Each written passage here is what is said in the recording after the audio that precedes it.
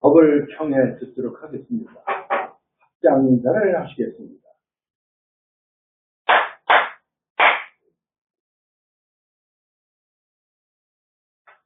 안녕하십니까. 아까도 잠깐 말씀드렸죠. 우리가 불교 가르침에 대해서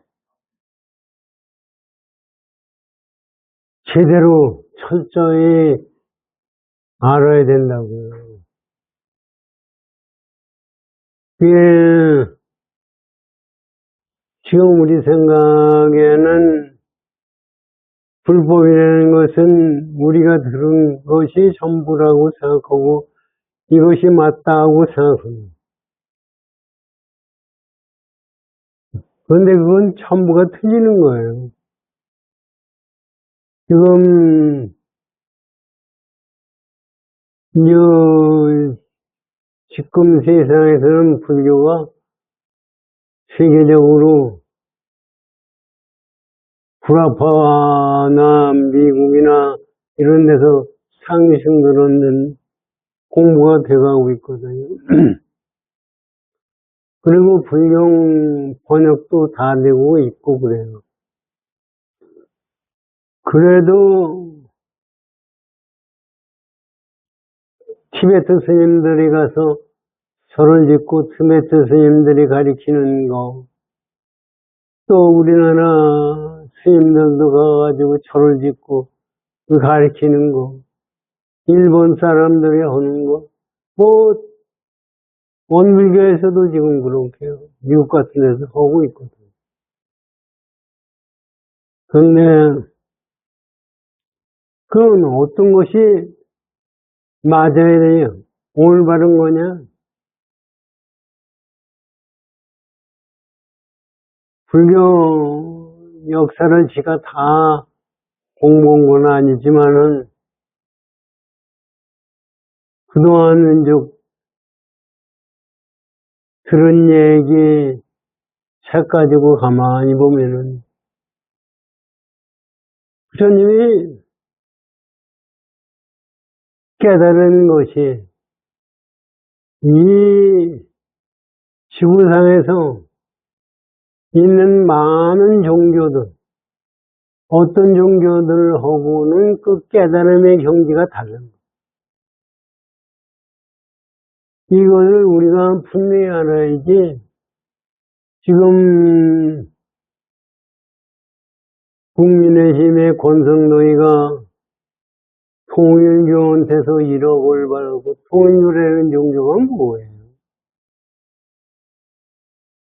참 사람들이 어리석어서 이게 맞다 하면 거기에 쏙 쏠리고 신기한 얘기는 뭐가 있는 것 같이 생각들은. 그래서 부처님이 이 세상에 오셔서 깨달으신 것은 신비성이 아니에요. 우리가 청라노님 법문도 많이 들었지만 청라노님 법문이 부처님이 신통하는 얘기를 하시거든요. 처음에 저는 그것이 불교인 줄 알았어요. 그러나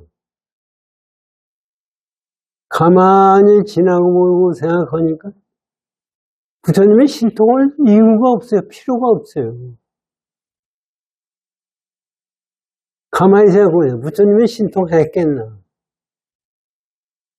아니, 뭐, 귀신은 어떻게 했네, 뭐, 술 먹은, 제바다다가 곡길에다 술을 먹여가지고 부처님한테 공경을 하게 했네, 뭐, 여러 가지 얘기가 많고, 그 다음에 그냥 뭐 별별 얘기가 다 있는데, 부처님은 그럴 필요가 하나도 없어요.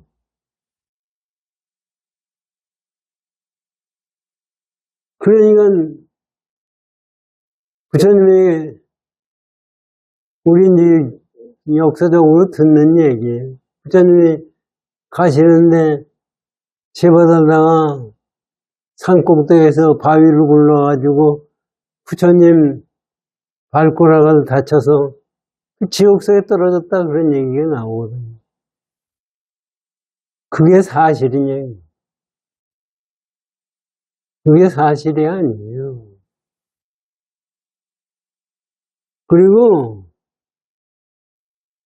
부처님 우리 한번 한 가닥 넘어서 생각해요. 깨친 분이 신통을 해버려. 신통 부리는 이유가 뭐예요?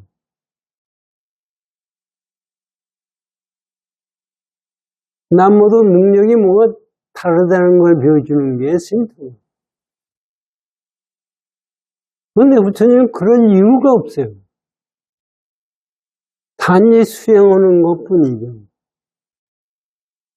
그런데 우리들은 부처님이 그거 있잖아요. 가섭이, 그 제자의 가섭이라는 사람들이 불을 숭상하는, 발상록에 나오잖아요. 불을 숭상하는데, 불 속에 큰 용을, 그 용이라고 그러는데, 용인지 뱀인지, 그거가 그 굴 속에 넣고, 그걸 모시고 오는데, 부처님이 가셨을 때, 우리에 와서 묵어라. 그래가지고 그 굴 속에다 넣었다는 거 아닙니까? 그랬더니, 그 팔상록에 보면 밤새도록 부처님한테 덤벼 들고 해야 돼. 근데, 그 사람들이 보기에는 아침에 일어나서 보면 굴 속에서 부처님이 죽었을 것 같은데, 껐도 없거든. 그 신통 부린 걸로 문제 얘기가 파상록에 나와요. 그런데 사실은 신통 부릴 것이 없어요. 그래서 사실은 그 사람들이 전부 항복을 하거든요, 부처님한테. 왜 부처님이 신통을 부린 것이 아니라 부처님을 해하려고 하는 놈들이 전부 부처님한테 조복받아요. 항복을 하는 거예요. 그러면 뭐 싸움을 해서 우리가 남한테 항복받는 건 싸움을 해서 되는 거 아닙니까? 부처님이 왜 싸움을 해요? 그건 우리 생각이에요. 부처님은 싸움을 상대도 없어요. 아상, 인상, 중생상이 없는. 다만 마음이 움직임이 없는 그 상태가 부처예요. 그러니까 중생들이 가만히 보니까 이거 신통하다 해가지고 신통 얘기가 나오는 거지. 부처님은 제 생각에 신통 한 번도 안 부렸다고 생각해요.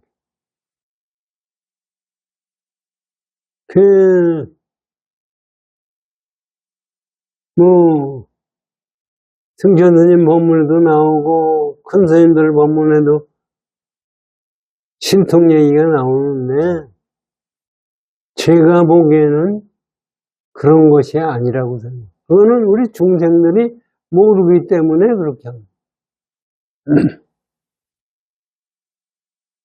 그리고 사실 부처님이 깨달은 것은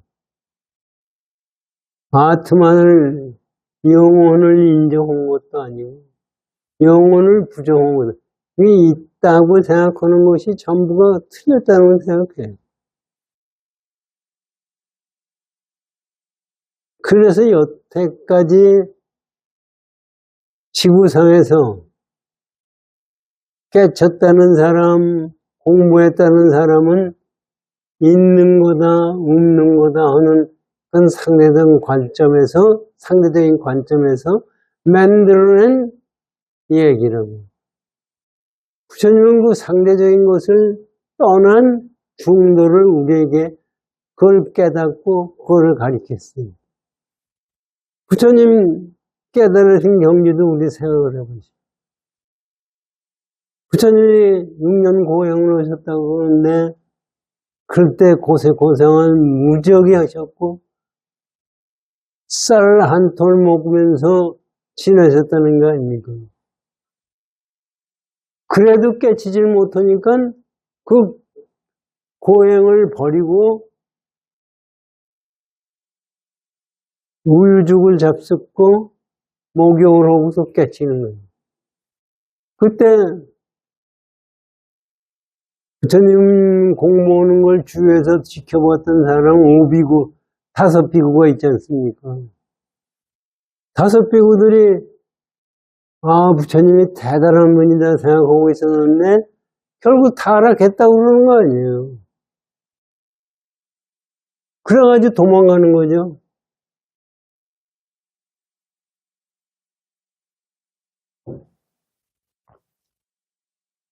그 부처님이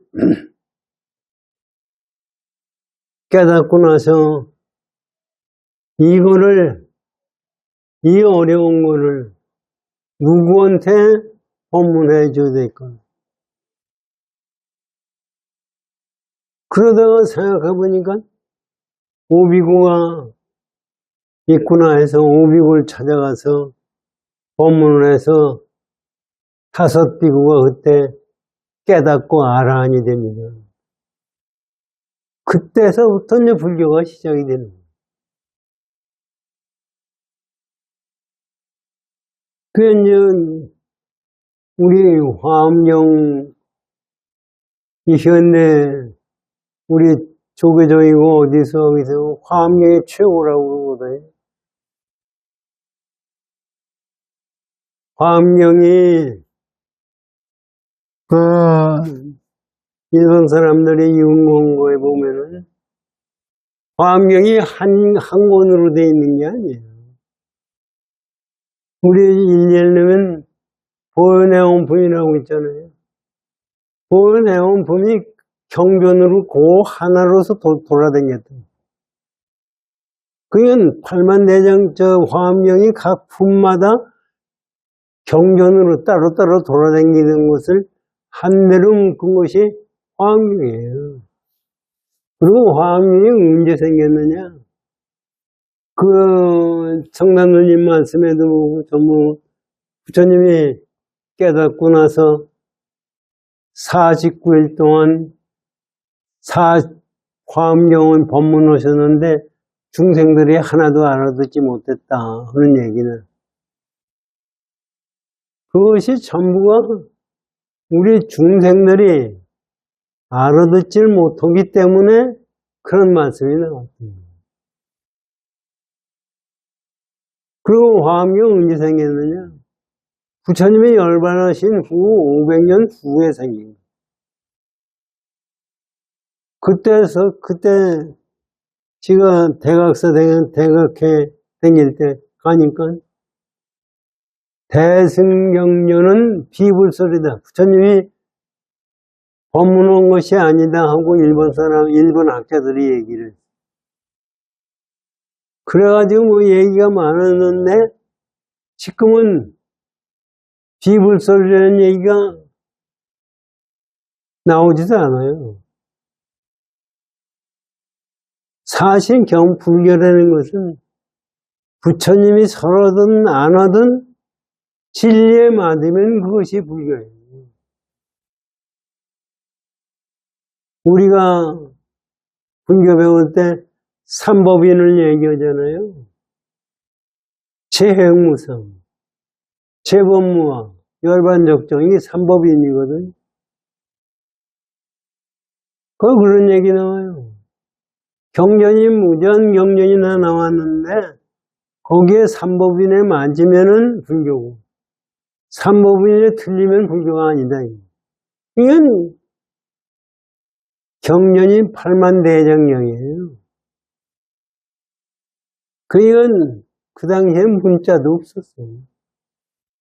부처님 열반하시고 우리 애기는 부처님 열반하시고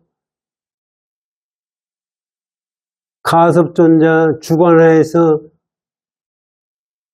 부처님 말씀하신 것을 경전을 만들었다. 그런 얘기들을 하잖아요. 500 비구들이 모인 쪽에서 아란 존자가 가서 여시하면 내가 이와 같이 들었다. 부처님께서 언제 어디에 계셔서 비구들이 얼마나 모였고 거기서 무슨 말씀하셨다. 그것이 500 비구들이 맞으면 같이 합성을 했다는 거예요. 그것도 저는 그것도 중생들이 못 알아들으니까 그거를 그렇게 얘기한 거지. 실제 현재 우리가 아는 것 같이 실제 있었느냐?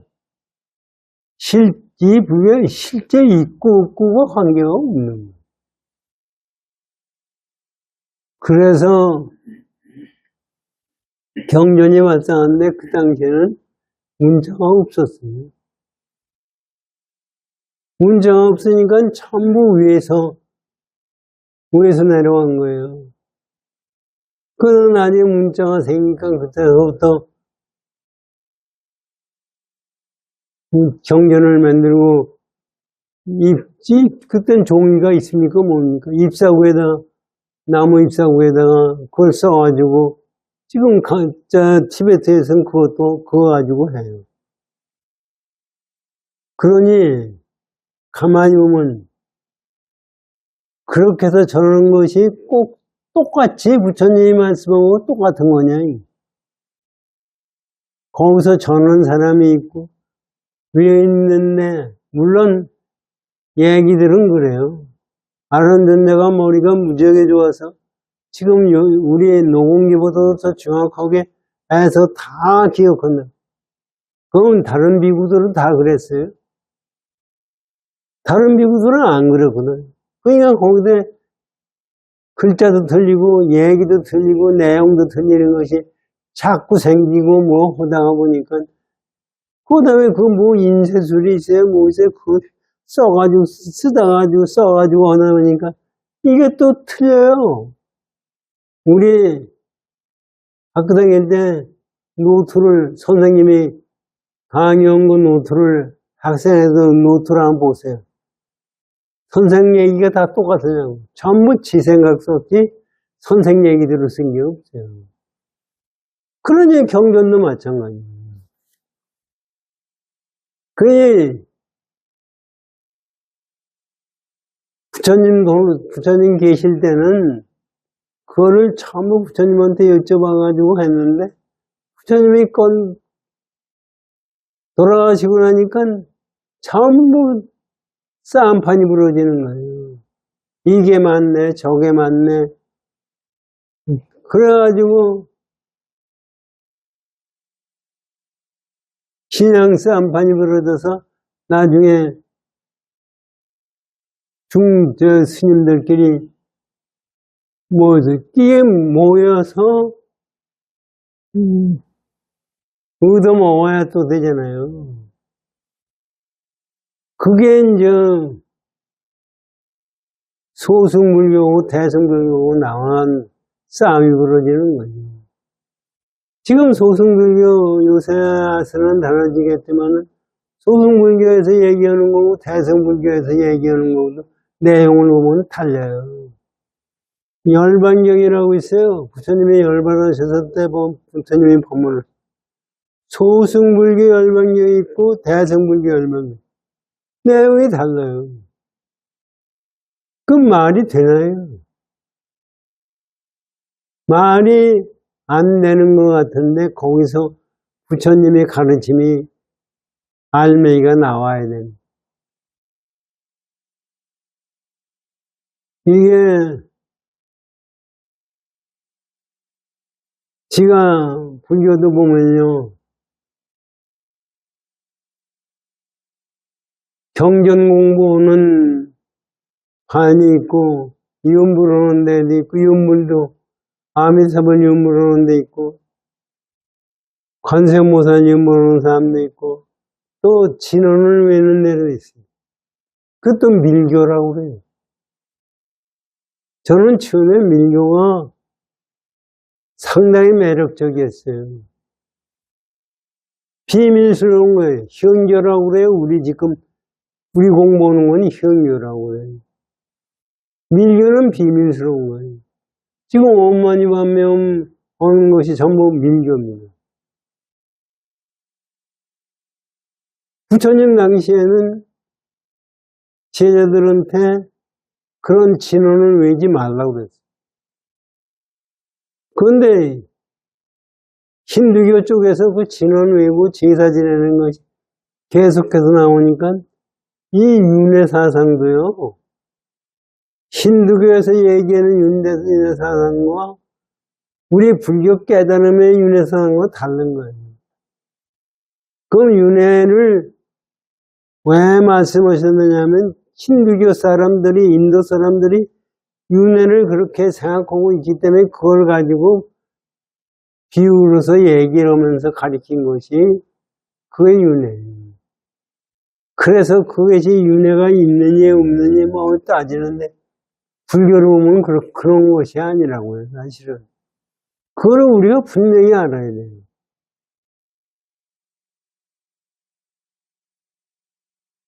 이게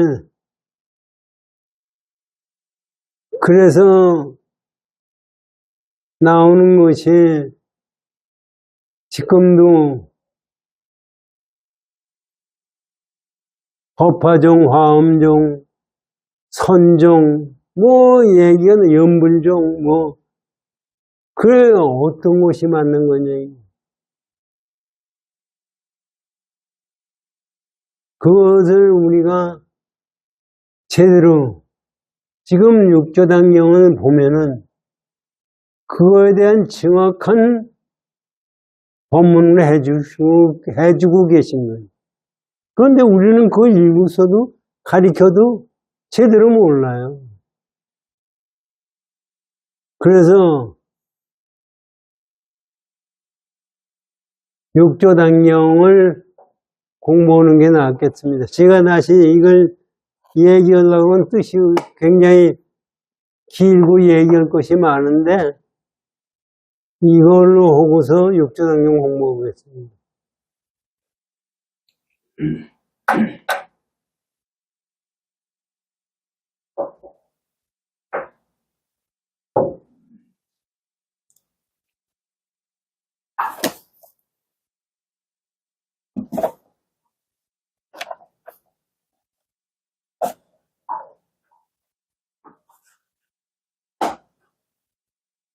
백족이죠?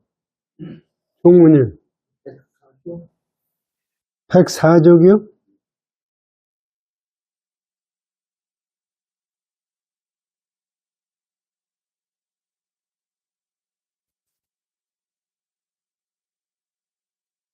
여덟째 줄까지 하셨어요. 네? 104쪽 위에서부터 여덟째 줄까지 하셨거든요. 104족이요? A쪽이요. 104족이요? 예. 그래서 서은지 씨가 거기서 하시면 되겠습니다. 네, 거기서부터 올 거예요.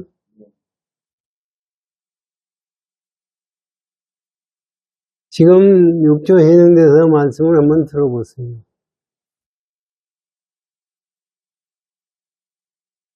그러니까 아무 생각 없는 것이 무념이 아니라는 얘기를 말씀해 주시고 여기서 설명하십니까? 선지 씨가 무념법을 깨달은 자는 마음법에 걸림없이 통하며 무념법을 깨달은 자는 재불 경계를 보며 무념법을 깨달은 자는 부처님 지위에 이르니라. 이거를 가만히 보면 무념법이 진짜다. 그런데 무념법이 뭔지를 우리가 몰라요. 무념법이 뭐냐?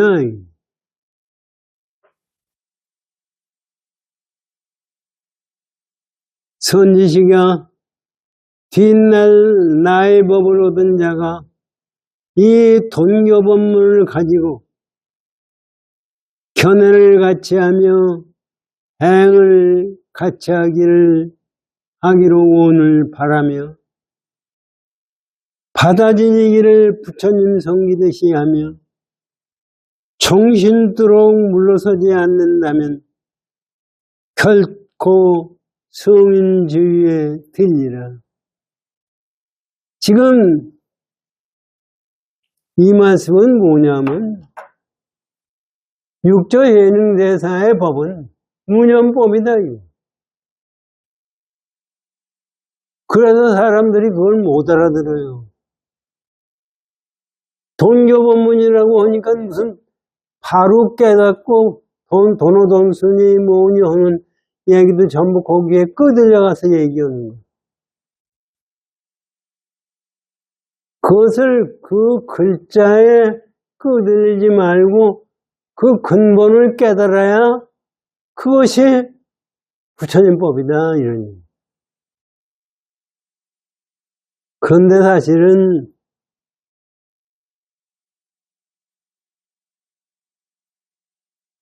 승조스님 계실 때도 송강사하고 해인사하고 도노돈수 문제 가지고 싸움을 했잖아요. 참 그것도 보면 스님들도 한심한 거예요. 송강사에서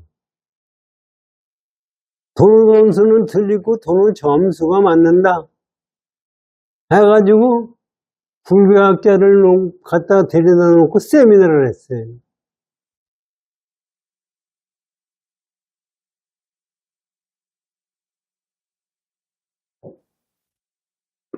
이건 사람이라는 게 얼마나 우리도 나도 좀 불교를 믿는다면서 딴짓을 하고 그러지만은 얼마나 딴짓을 하느냐. 그 박승배라는 사람이 있어요. 불교학 박사에 미국 가서 강의하고 대학 교수 그런데 동국대학 다니다가 불교 청년회를 결성을 해가지고 각 절에 다니면서 선지식한테 공부한다고 돌아다니다가 승철스님이 금룡사에 계실 때 학생들을 데리고 금룡사를 갔어요.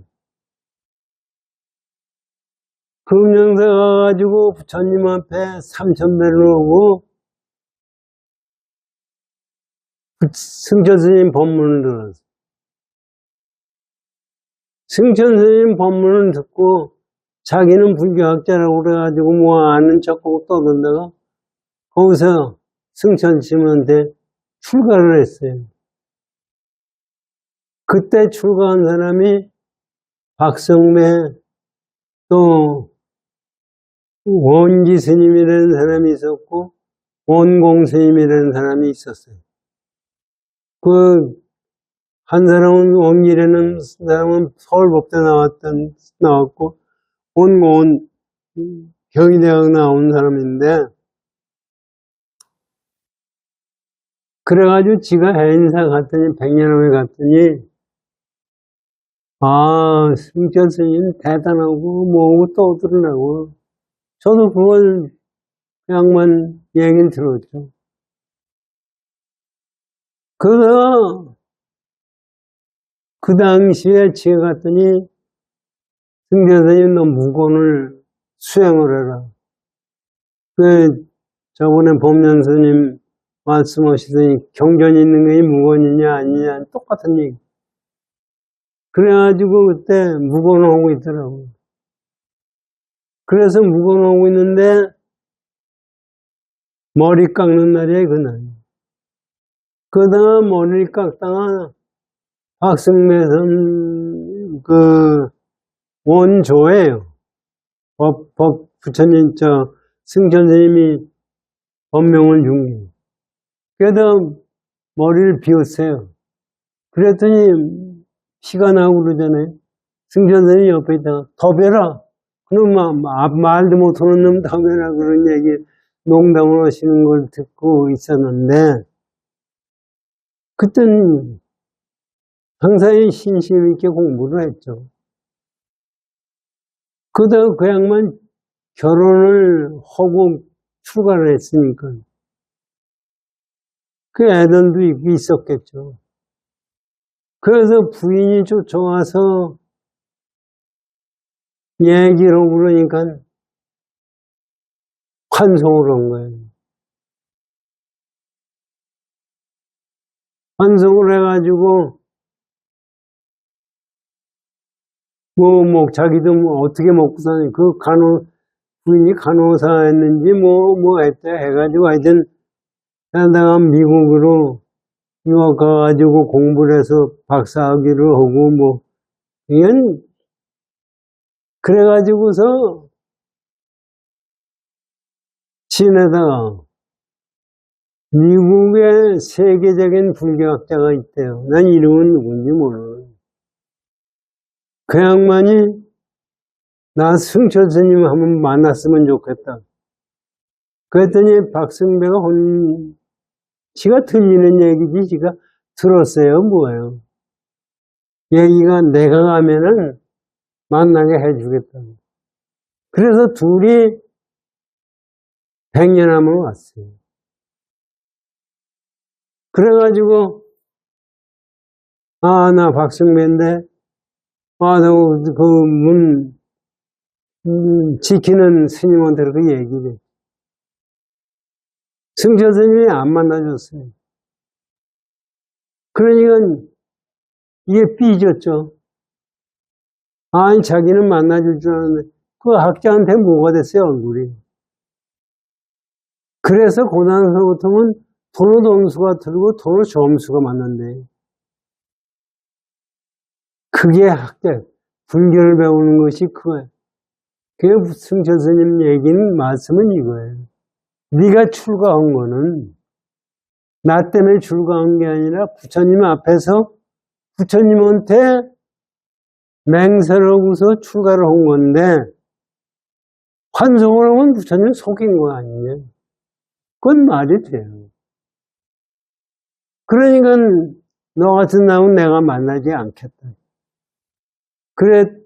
그래가지고 이제 이 사람이 송광사에서 송광사 스님들은 잘 됐다 이거지. 그거를 또 박승배를 불러다 놓고 도로 점수는 들리고 도로 점수를 맞는다는 세미나를 하게 돼 있었어요.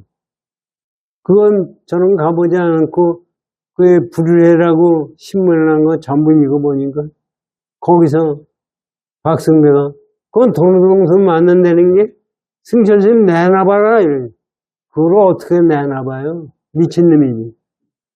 그래가지고 하여튼 그렇게 되니까 해인사에서 제가 보기에는 백년암에 있는 원택이다 엉설이라고 생각해요. 그것도 반대 도로 점수가 맞고 도로 점수는 틀린다 하는 세미나를 해인사에서 했어요. 원흉 스님이 나한테 전화를 했더라고요. 그거 하니까 세미나 하니까 와라. 그게 갔죠. 갔더니 박승배가 왔어요. 박승배가 와가지고 저는 도로 점수가 맞고 도로 점수가 떳떳이 있네요. 그러면서 거기서 하는 얘기가 난 맞아 죽으려고 왔다고.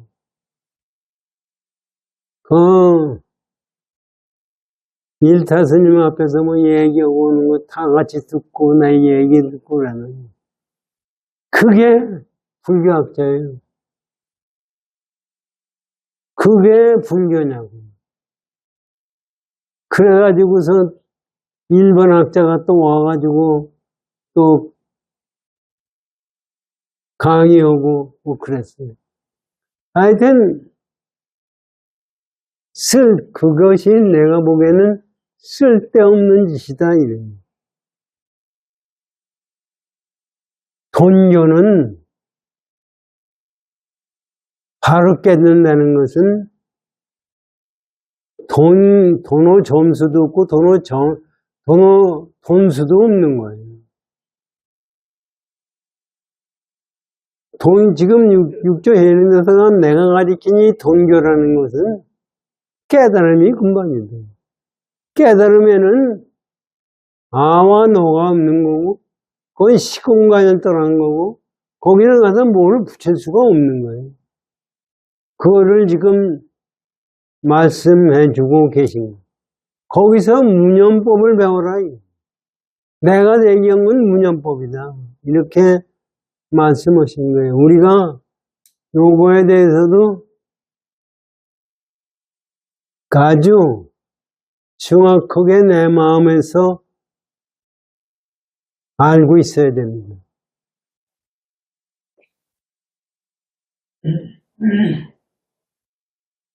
그리고 나의 법을 얻은 자는 모름지기 위로부터 내려오면서 말없이 분부하심을 모두 전수하여 정법을 숨김없이 하라.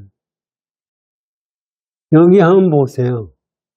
이게 말이 우리들의 생각으로 맞나? 나의 법을 얻은 자는 내 법을 깨달은 자는 모름지기 위로부터 내려오면서 부처님으로부터 내려오면서 말없이 분부하심을 내려오면서 말없이 분부했어요. 말이 있어서 분부한 게 아니라 말없이 분부한 거예요. 말없이 분부한 걸 우린 뭐 알아요? 말을 해도 모르는데 말없이 분비를 한 거예요. 그거 보세요. 말없이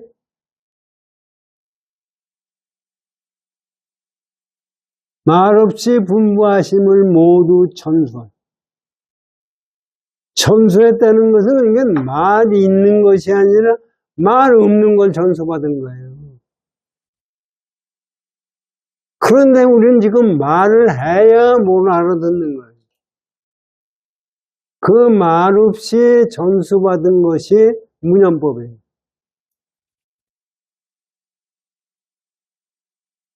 정법을 그렇게 해서 정법을 숨김없이 하나. 그래서 가리킨다고 그러면은 정법을 거기에 숨기고 가리키고 한 것인 이건 나중에 내가 공부 잘하는 놈이 있으면 가르쳐 줄 거야 하고 숨겨둘 것이 있으면 안 된다는 얘기예요. 숨기고 말고 올 것이 없다는 얘기예요. 이게 이제 왜 이런 얘기가 나오느냐 하면요. 선어록을 받으면 그렇고 어디도 맨 끝에 가서는 비밀스러운 몽골모를 전해줬다고 우리는 알고 있는데 그런 건 있지 않다는 얘기예요. 우리는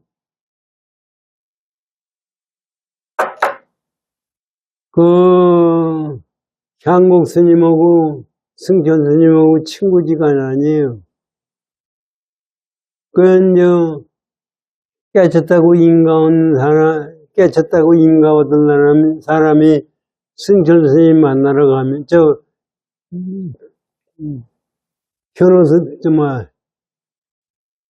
현호가 아니라 누구예요? 내가 지금 얘기하는 거 이름을 잊어버렸어. 진재 스님의 선생님. 그 승천 스님하고 공경하면서 같이 공부하던 분. 향곡 스님 얘기. 향곡 스님 얘기해놓고서 지금 잊어버려요. 향곡 스님한테 가서 얘기하면 그 제자가 쓴 거에 나와요. 제가 읽어보니까. 다 사람들 보내고 단둘이 얘기를 하자 그래가지고 문 닫고 그걸 점검한대요. 근데 우리들이 생각하기엔 그게 뭐 비밀스러운 것 같잖아요. 비밀스러운 뭐가 있으면 틀리는 거예요. 그러면 왜 문 닫고 그걸 점검을 하느냐. 그때로의 뜻이 있게야 있겠죠. 그런데 실제적으로 우리는 맨 끝에 가서 깨치면 이게 비밀스럽다고 생각을 해요. 그냥 육조했는데서 이런 말씀을 하십니다.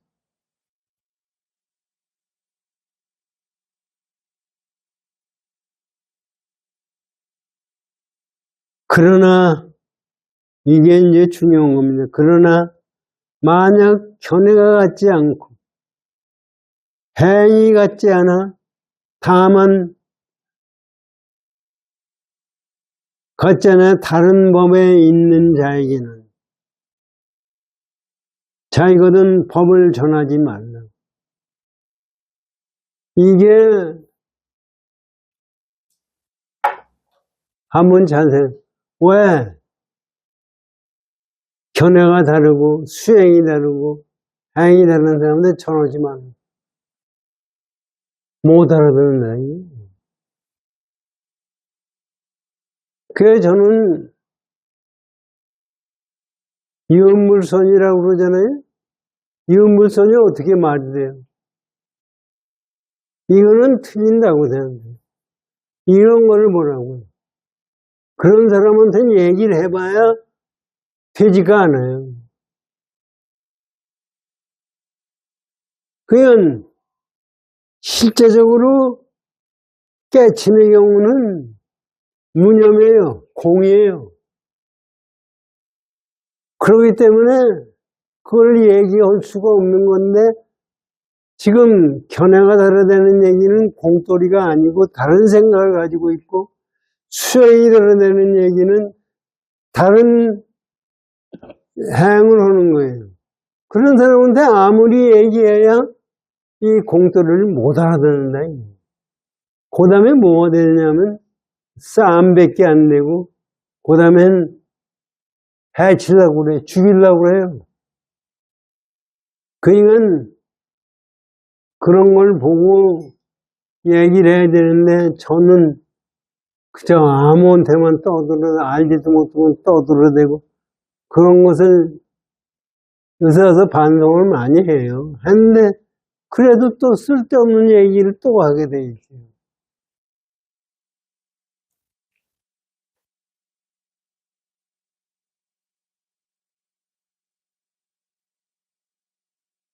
그의 앞사람을 손해하고 그렇게 되면 어떻게 되냐면 그런 사람한테 얘기를 하게 되면 그 앞사람을 손해하고 마침내는 아무런 이익이 없으니 저 어리석은 사람이 알지 못하고 이 법문을 비방함으로써 백겁천생으로부터 부처 종자를 끊을까 두려우느니라. 이게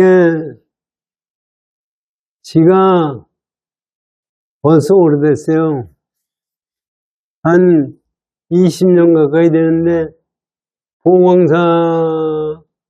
경기도 보광사라고 있잖아요. 거기 갔다가 장셔가지고 타고 오다가 참배공 오다가 어떤 스님을 거기서 서울 간다고 그래서 데리고 왔어요. 그 사람이 얘기하는 거 보니까 이건 완전히 불교도 아니고 아무것도 아니고 뭐 새로운 뭐 가르침이 있고 여태까지 우리 배운 경전은 다 엉터리고 뭐 그 사람하고 얘기해봐야 되지도 않는 얘기예요. 얘기해보니까 그 다음에 이게 말도 안 되네. 그거 마찬가지예요. 그 전에 지가 말씀드렸잖아요. 저기 삼정사에 있을 때 거기에 위파사나 하는 스님이 와가지고 이 육조단은 거짓말을 해요. 대승교도 다 거짓말이고 뭐 나하고 싸우다 보니까 나를 때려 죽이려고 대매들라고. 그런 사람하고는 얘기를 할 필요가 없어요, 사실. 얘기가 안 되는 거예요. 그러니까 세상이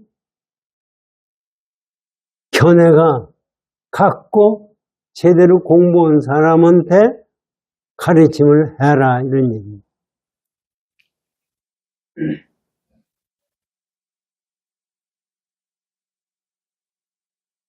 여기까지 오고서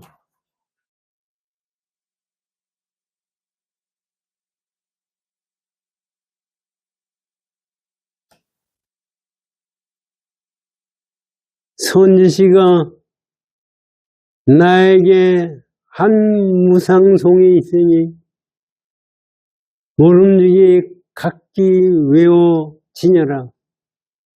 지금 육조 해능대사가 본인이 시를 써가지고 그걸 무상송이라고 말씀하세요. 그걸 외라 이거니. 재간이든 출간이든 다만 이에 의해서 닦거나, 지금 여기 무상송에 말씀하신 거에 의해서 닦거나, 만약 스스로 닦지 아니하고 오직 내 말만 외운다면 또는 아무 이익이 없느니라. 나의 송을 들으라.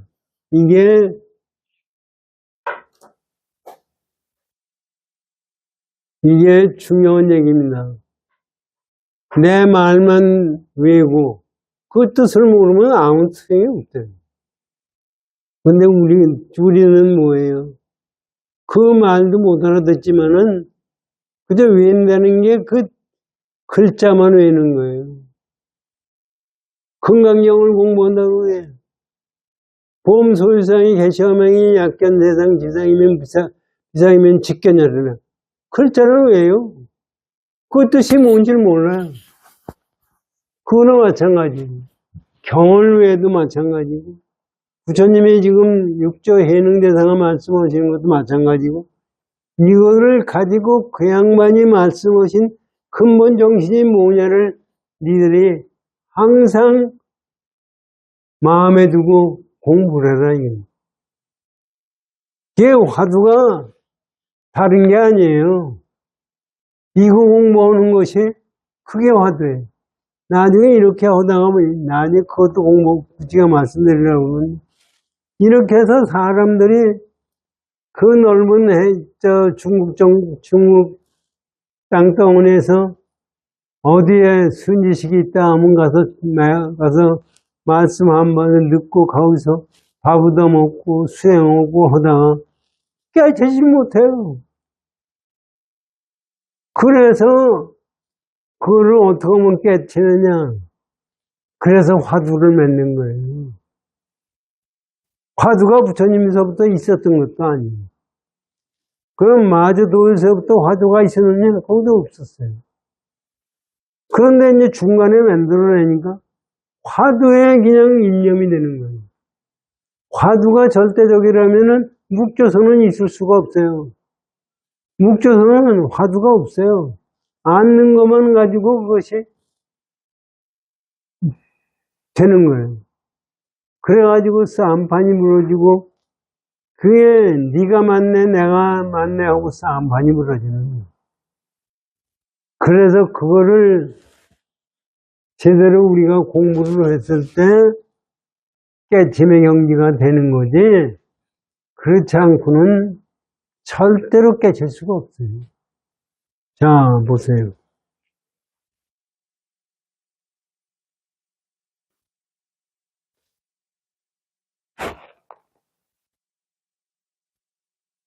무해설법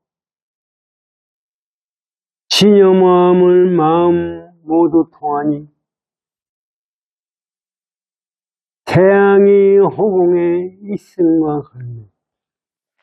여기에 무해설법이라고 해 있잖아요. 이거를 설명을 들어보시죠. 59번입니다. 다음 장에.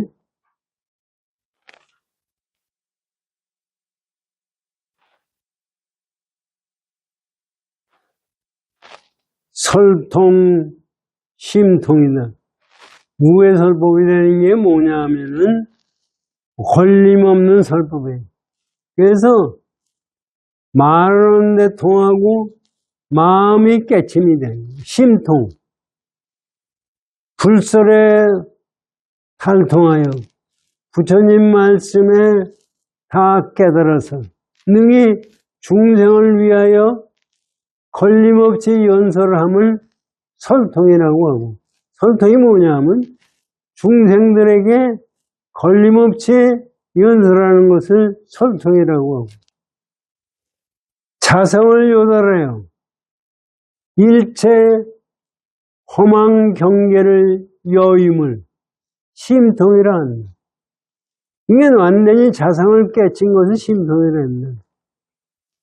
여기서 불법의 불심에 통한 것을 허공에 비유하고 걸림없는 설법을 빛나는 태양에 비유한다. 여기서 이제 무해설법이 걸림없는 설법이에요.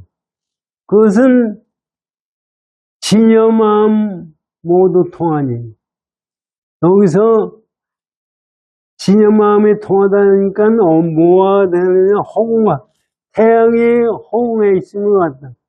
허공과 같다는 얘기입니다. 허공과. 모든 오직 현성하는 이 법 전하며 세간에 드러내어 사종 파암일 때, 그렇게 해가지고 허공과 태양은, 여기 그러잖아요.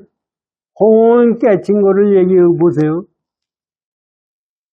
허공에 비유, 불심을 통한 것은 허공에 비유하고 걸림없는 설법은 빛나는 태양을 비유한다. 여기서 허공에 태양이 있다는 얘기는 그거를 얘기하는 거다. 이게 신통과 설통을 얘기한다. 인과 같네. 오직 견성하는 이 법 전하여, 다른 게 하나도 없어요. 오직 견성하는 이 법 전하여 세간에 드러내어, 전해가지고 세간에 드러내서 삿된 종을 깨트려버림일세. 이것을 육조 해능대사가 이 말씀하시는 그것 때문에 한다, 이거.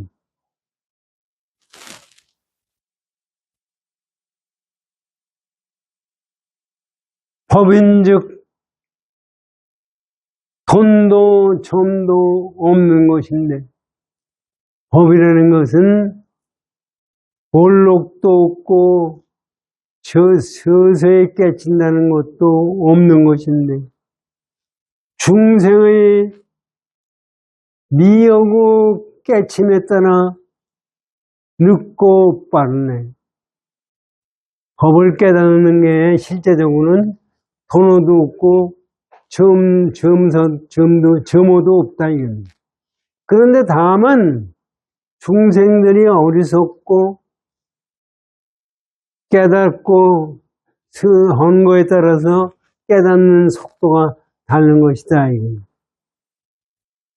성품 보아 부처되는 이 수승한 문을, 이게 얼마나 성품 보아 거기서 부처가 되는 거예요. 이 수승한 문을 어리석은 우리들이 어찌 다 알까? 우리 어리석은 사람들이 우리가 어떻게 알까? 말로 하면 만 가지로 벌어지지만 이치에 들어서면 모름지기 하나. 이건 말로 이거다 저거다 하게 되면은 수만 가지, 몇만 가지 가지고 해도 안 되는 건데, 이치로 들어가면은 그거 하나예요. 그냥 공이에요. 그래서 그 말씀을 하는 겁니다.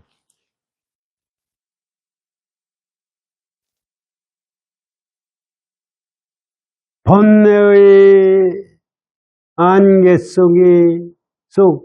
번뇌의 안개 속 어두운 집안에 우리가 사는 것이 보면은 번뇌의 안개 속 어두운 집안, 그 지금 우리 번개 중생들이 사는 것은 번뇌의 안개 속에 거기 집을 짓고 거기에 있어요. 그래서 어두운 집안 속에 있어요.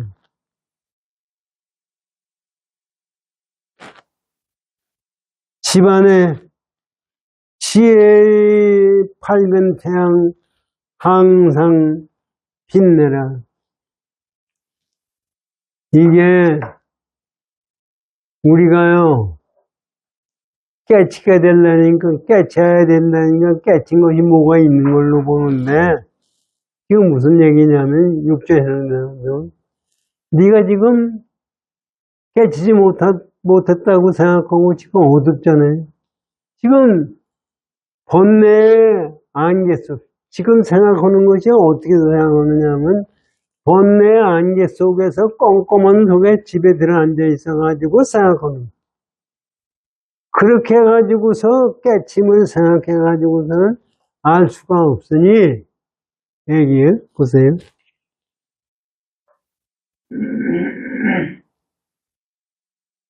그 안에서 지혜의 밝은 태양 항상 그래서 그거를 깨닫기 위해서 어떻게 하느냐면 지혜의 태양이 항상 밝게 그거를 봐라.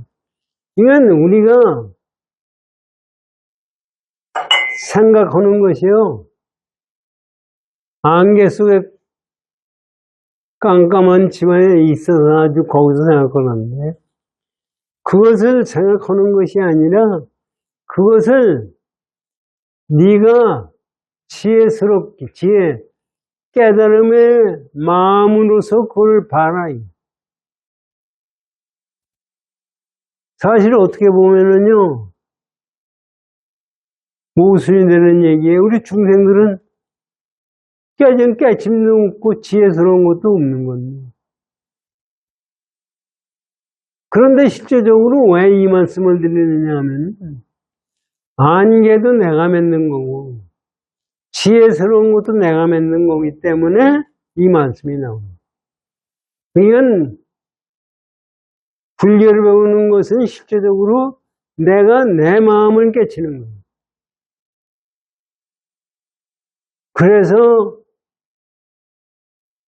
내가 지금 깨침이 뭔지 어리석다 이런 생각을 하고 이런 생각을 하잖아요. 지금 생각하면 그래요. 그런데 그것을 거기에 집착을 하지 말고 그걸 놔버려요. 그 어리석다는 얘기는 실제적으로 있는 것이 아니에요. 안개가 있어요. 안개는 해만 뜨면 다 없어져요. 그거와 마찬가지로 내가 어리석다는 그 자체가 실제적으로 없는 거예요. 그렇게 아시면 됩니다.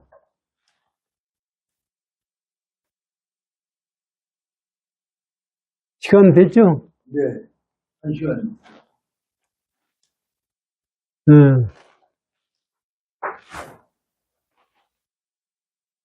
사실